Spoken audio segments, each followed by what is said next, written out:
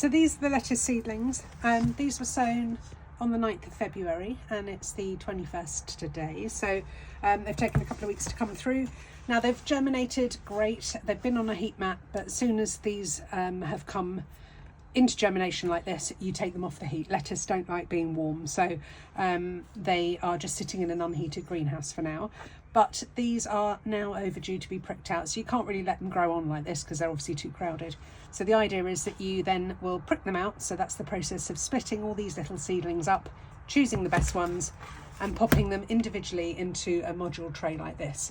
So this is a 60 cell tray, and I've mixed it with some ratio of 1:1, 1 part compost, 1 part perlite of vermiculite, just to aerate it a little bit. I think it's perlite actually. They don't really like to be, their roots don't like to be squished, so they like a nice aerated kind of medium to grow in. And then this will sit in the greenhouse for probably another 6 weeks perhaps, and then they'll be ready to plant out outside. So the procedure for pricking out is not as scary as one would think. Seedlings are pretty robust. Now you'll see time and time again, don't handle the roots, don't touch the stems. I touch the stems all the time, and as long as you don't squeeze them, they're absolutely fine. And again, I don't wait till the seeds have another set of leaves because they get too big. So the pricking out stage is really quite easily done when they are less than 1 centimetre high. They've got 2 good leaves on them that you can hold and move the seedling around like that. But yeah, hopefully you can see the rest if I put that down. What I'm going to do is just use a spoon and just tease up a pile of them. So this is from a lettuce called All Year Round, which is a lovely round lettuce, lovely frilly leaves, and a really nice colour.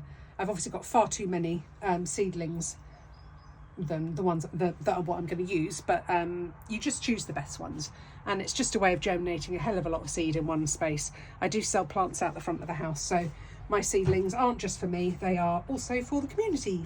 Right, so there we go. You've got a pile of them, and it's easy to just grab one and tease it away from the others. You can feel a little bit of a pull, a resistance, and there it is. Lovely long root, and hopefully you can see that. Lovely long root, and I'm holding it by its leaf, so I'm trying not to touch the stem if I can help it. But as I said, it doesn't matter if you do touch the stem. And then I'll pop it into one of these modules. So I use a coffee stirrer as part of my pricking out. So let's start this end so you can see.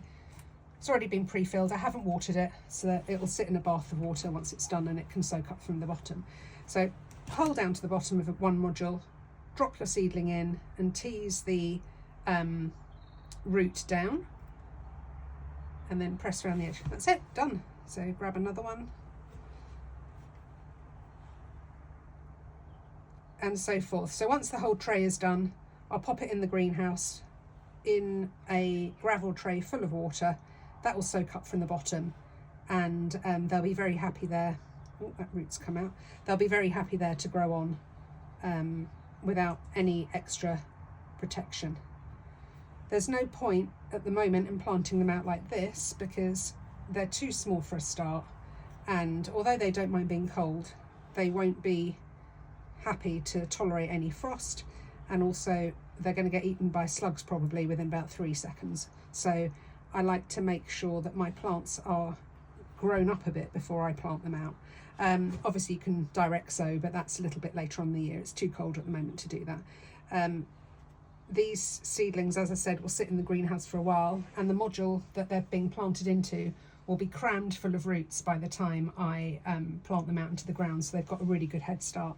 And if you've got seedlings that are strong in root and a little bit bigger before you plant them out, if they do get a little nibble by a slug, which is obviously highly likely, they're much more able to withstand a little bit of slug attack.